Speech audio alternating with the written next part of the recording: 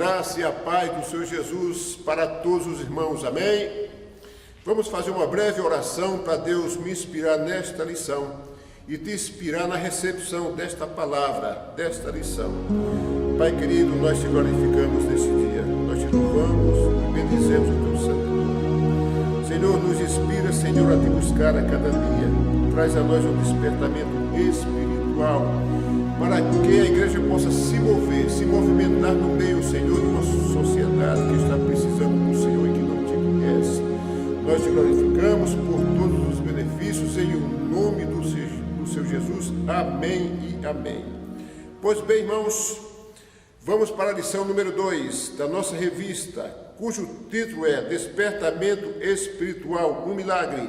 Estamos precisando, de fato, de muitos milagres em meio a essa pandemia que trouxe um problema para a saúde pública e para a economia mundial e está afetando as famílias. Portanto, nós devemos nos despertar para buscar a Deus nesses tempos de crise, principalmente. Portanto, o despertamento deve ser contínuo, mas quando as coisas arrocham, as pessoas buscam mais intensamente a presença de Deus. É uma coisa natural do ser humano. O nosso texto áureo é: e isto digo, conhecendo o tempo, que é já hora de despertarmos do sono, acorda, porque a nossa salvação está agora mais perto de nós do que quando aceitamos a fé.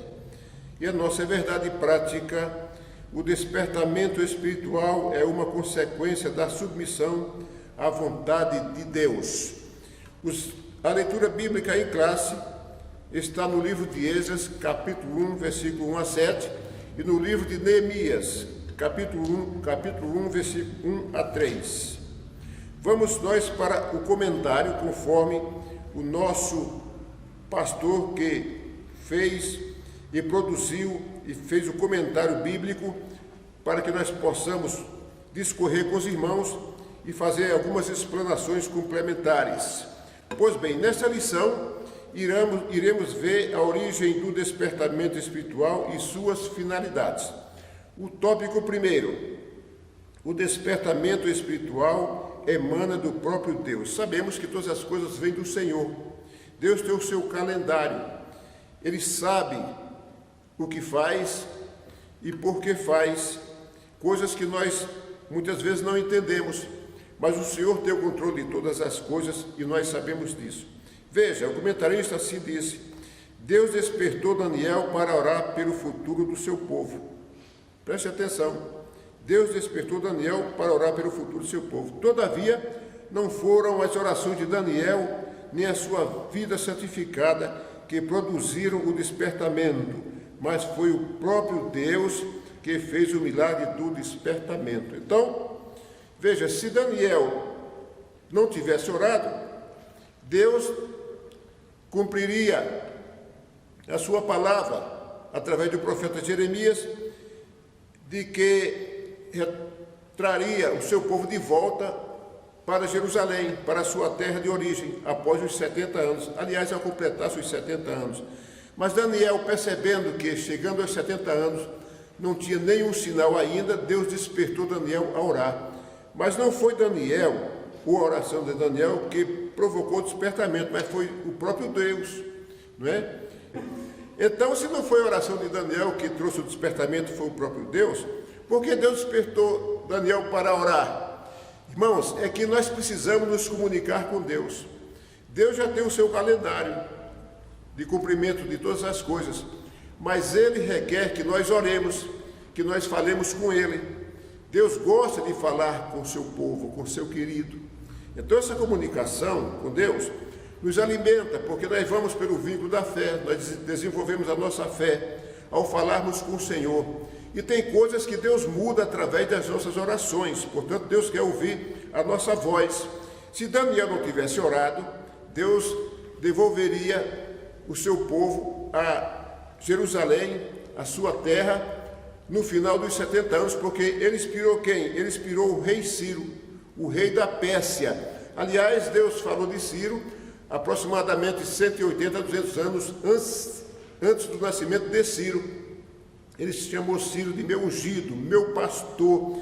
Ciro nem imaginava que ia nascer. Deus já havia falado a respeito de Ciro, portanto, Deus tem o controle das coisas, de todas as coisas. O que Deus quer? Que nós oremos mesmo, para que haja um despertamento, para que Deus possa despertar as pessoas a orar e a buscar a presença do Senhor e a glorificar e adorar ao Senhor e conviver nessa relação com Deus. Pois bem, Deus usa instrumentos para cooperar com Ele, mas o autor de todo o despertamento é Ele mesmo. Nós não podemos fazer muita coisa, senão das coisas advindas de Deus para nós.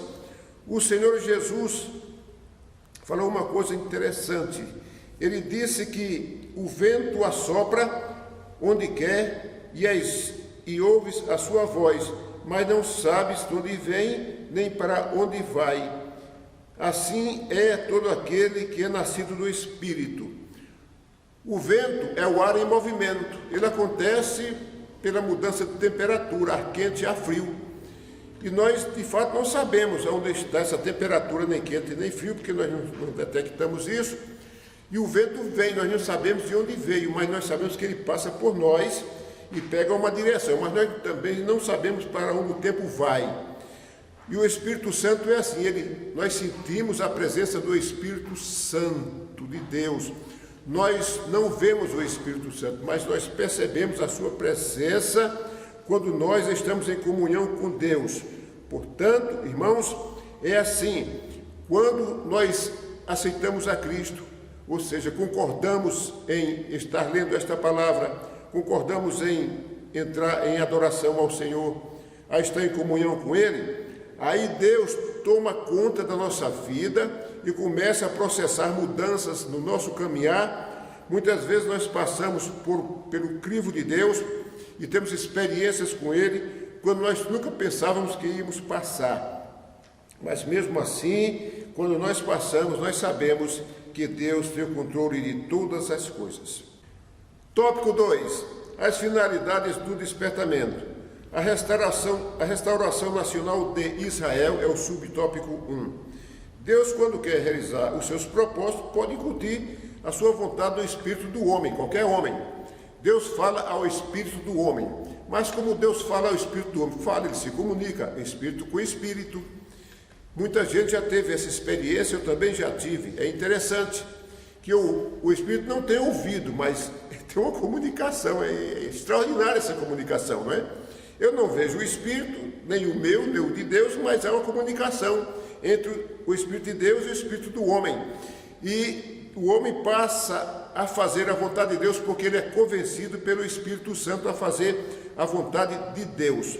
Então Deus se comunica assim, se comunicou com Ciro aproximadamente 180, 200 anos antes do seu nascimento, já preparou Ciro para essa missão, sendo Ciro o rei de uma nação idólatra, um povo duro de coração que não dava ouvido à voz do Senhor, não dava ouvido à voz do Espírito Santo, mas Deus preparou aquele homem para uma grande batalha que foi vencer o exército da Babilônia.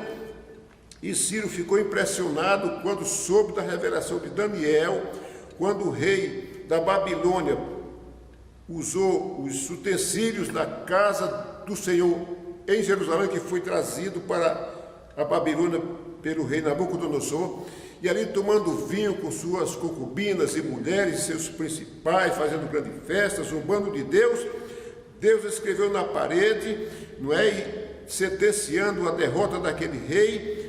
E Daniel deu a interpretação. Portanto, Ciro aumentou, entendo eu, o seu temor ao Senhor quando soube que Deus deu aquele reino a ele próprio para que ele fizesse a defesa do povo de Deus. Vamos ler Isaías 44, 28. Vamos localizar Isaías 44, 28. Assim está escrito. Quem diz de Ciro? Veja que coisa maravilhosa. Isaías é bem antes de Ciro.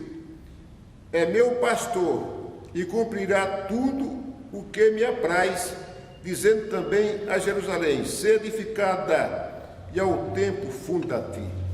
Pois bem, veja que maravilha, aproximadamente 700 anos Isaías Isaías é aproximadamente 700 anos antes de Cristo, Deus já falara através desse profeta que Judá ia ser retirado do seu lugar em cativeiro para a terra de Babilônia.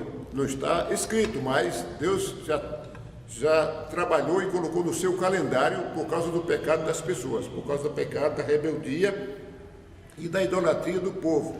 Então já estava no calendário de Deus, porque o homem não mudava o seu coração.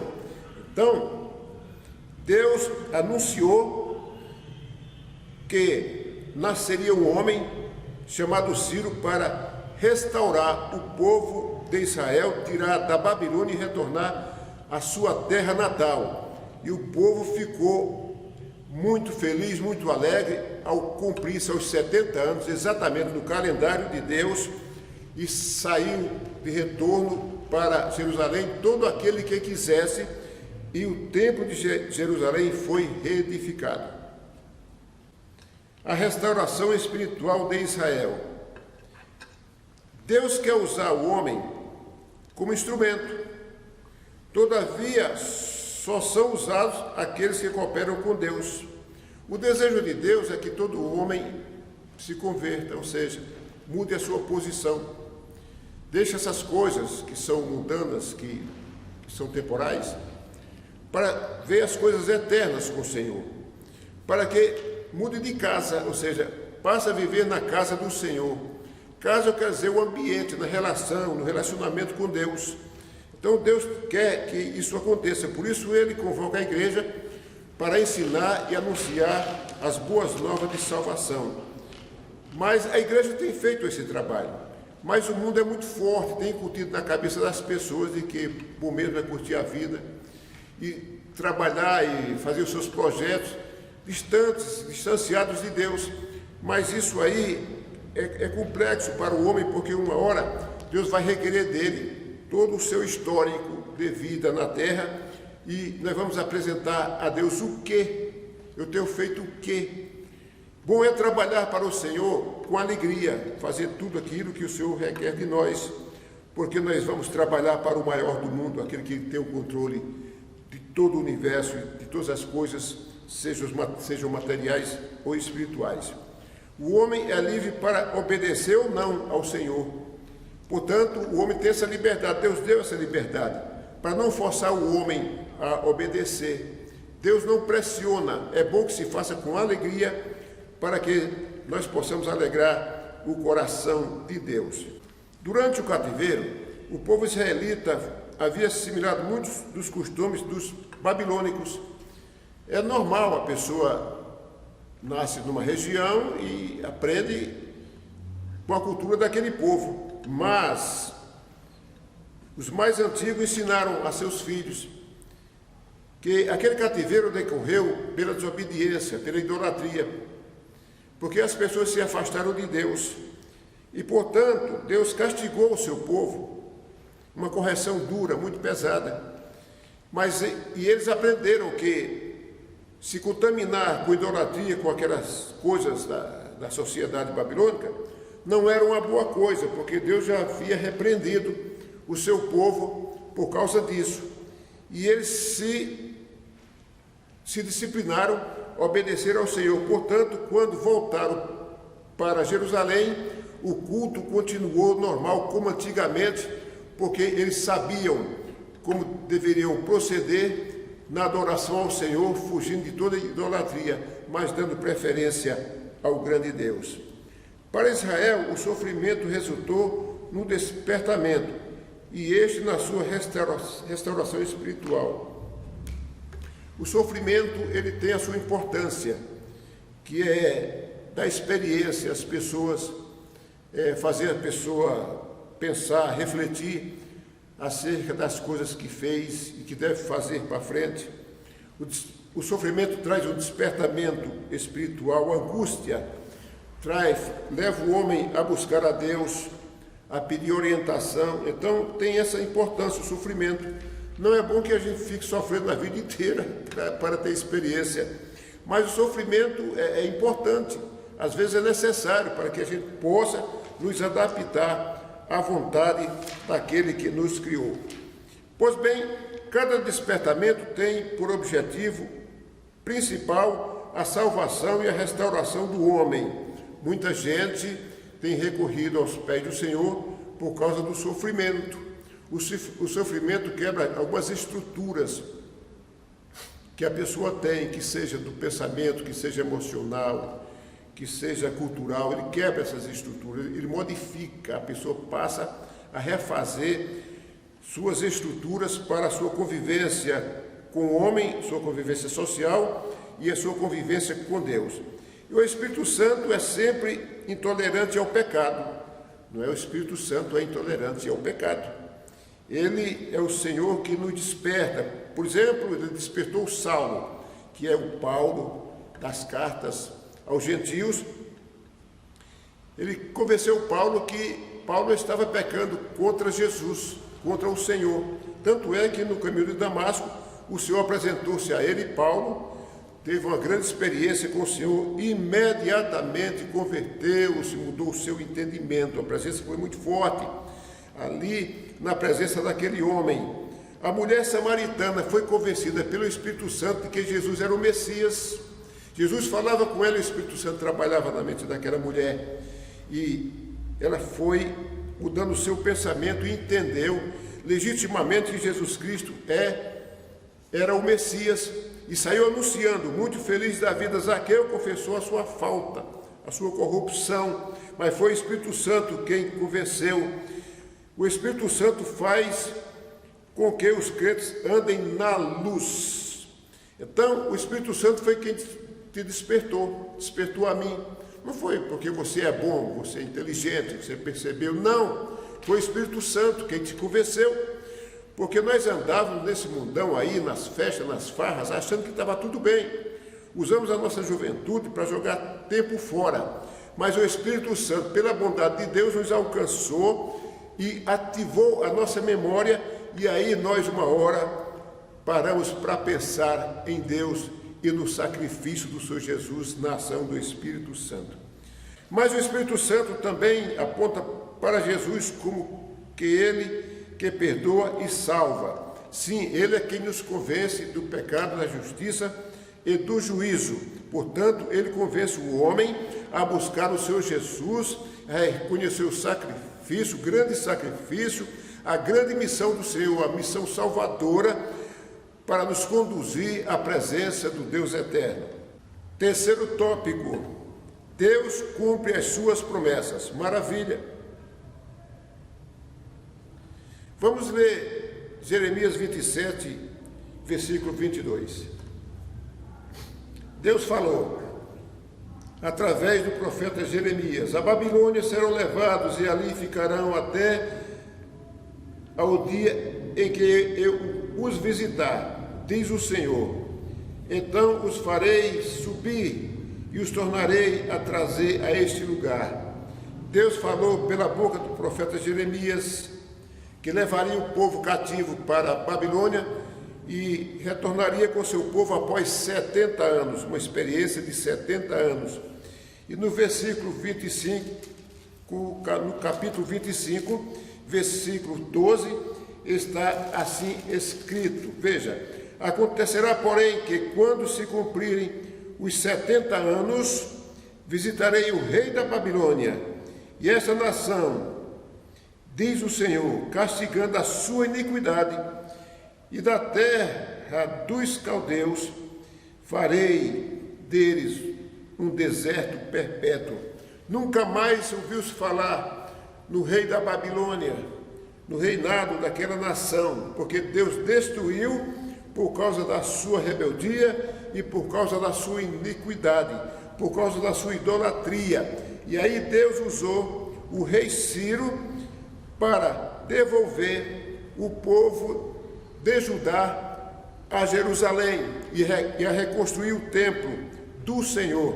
Portanto, Deus já havia planejado a vida de Ciro, falou ao espírito dele, convenceu Ciro de que deveria devolver os judeus para a sua terra em Israel, e Ciro prontamente obedeceu, glorificando o nome do seu Jesus.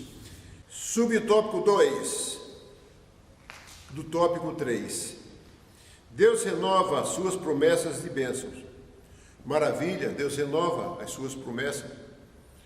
Veja, quando o homem é despertado a buscar a Deus, Deus muda o destino, Deus começa a abençoar com bênçãos espirituais. E quando o homem busca de uma forma correta, Deus começa a abençoar com bênçãos materiais também. E mesmo que não haja esse crescimento na vida econômica do crente, mas Deus sustenta ele a cada dia, a cada manhã. O importante é a presença de Deus na vida da pessoa. Então Deus renova as suas promessas. O Espírito Santo revela as riquezas escondidas em Cristo. Ele é detentor de todas as coisas, detentor de todas as riquezas. Eu nunca ouvi falar que um homem, por mais sábio e conhecedor da matéria que seja, ele fez o ouro ou fez o diamante. Não é? Todas as coisas foram criadas por Deus. O homem sabe explorar o ouro e o diamante, mas construir, fazer essa composição, ele não consegue. Então, o Senhor Jesus é o detentor de todas as riquezas materiais e de todas as riquezas espirituais que nós não temos conhecimento ainda. Nós podemos imaginar.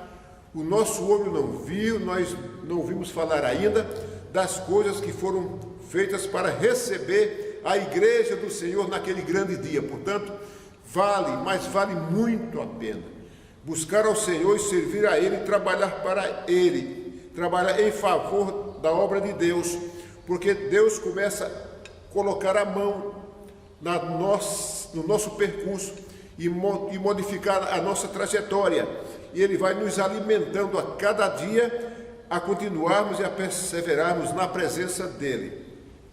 O batismo no Espírito Santo é uma bênção que faz parte de uma nova vida com Cristo. É uma novidade para nós. O batismo com o Espírito Santo é o revestimento de poder na vida do cristão, que está em Atos 2:38.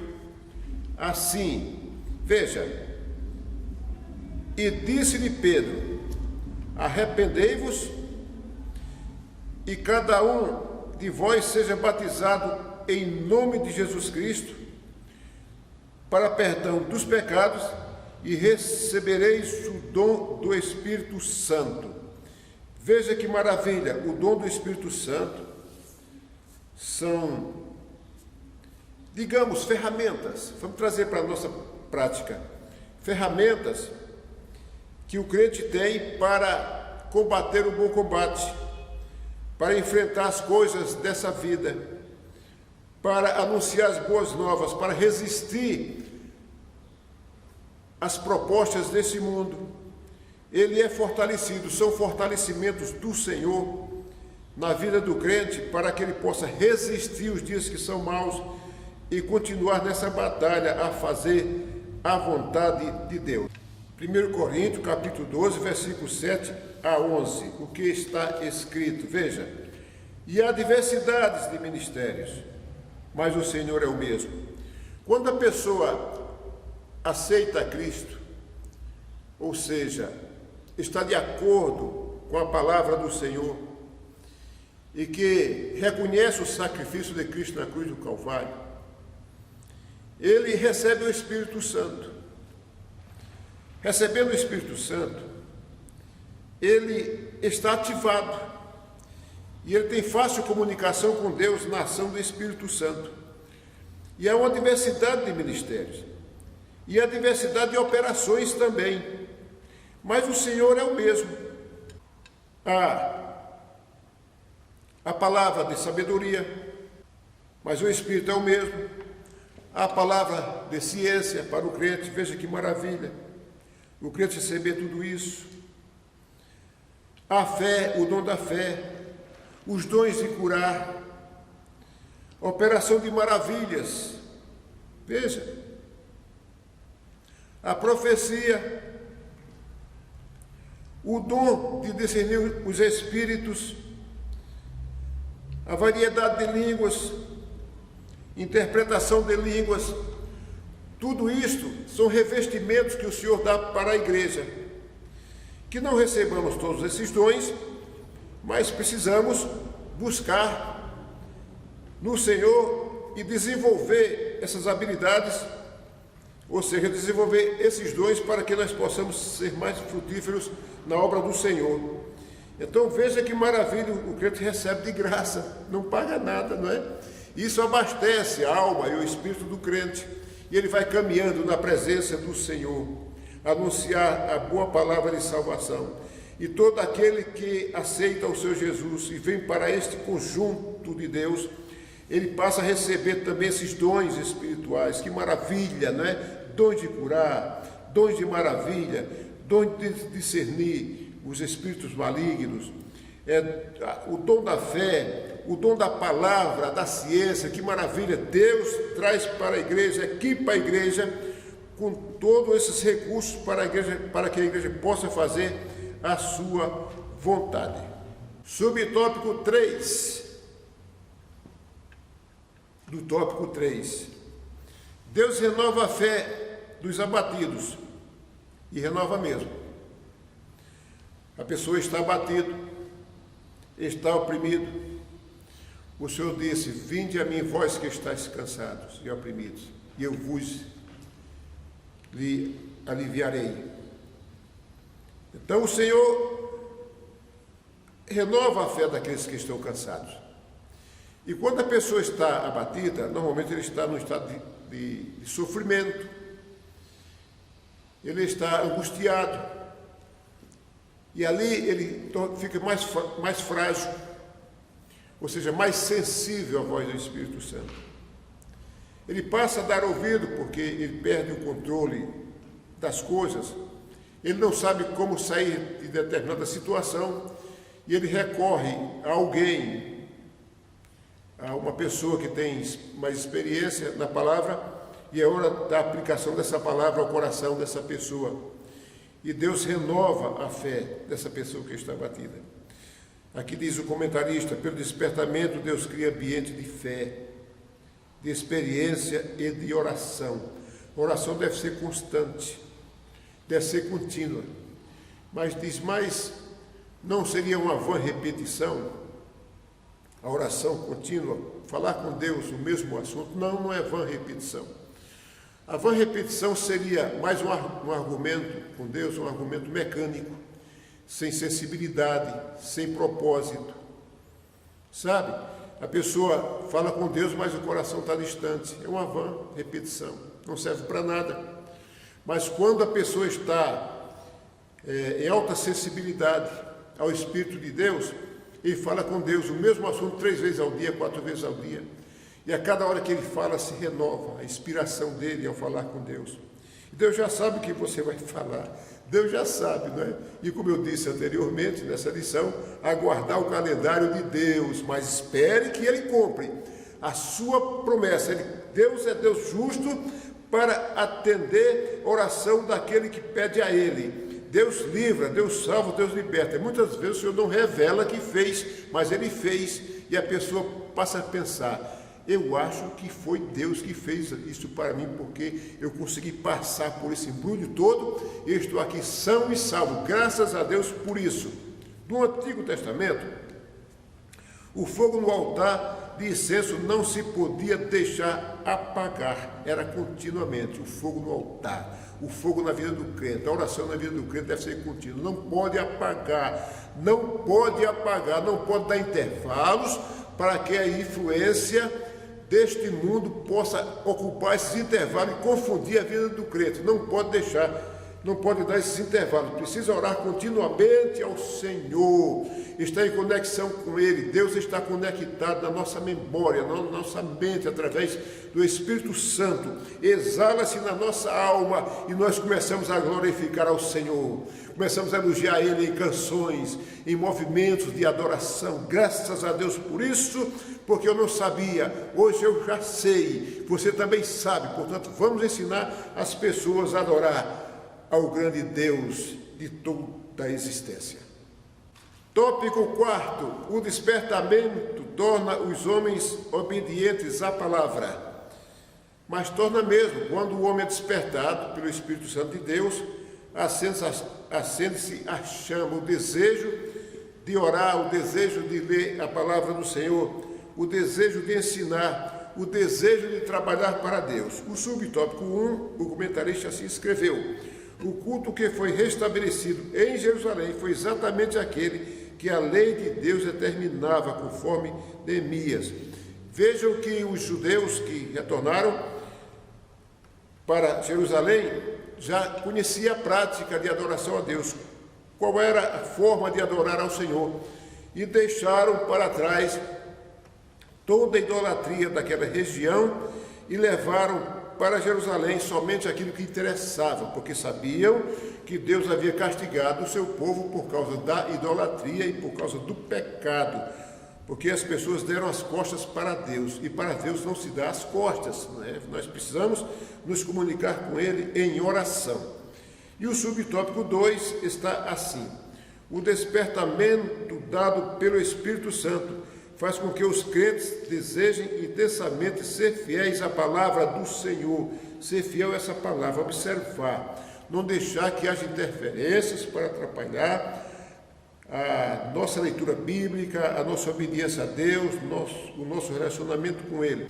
1 Coríntios capítulo 4, versículo 6 está assim escrito: e eu, irmãos, Paulo falando, apliquei essas coisas por semelhança a mim e a Apolo, por amor de vós, para que em nós aprendais a não ir além do que está escrito, não vos ensoberbecendo a favor de um contra o outro.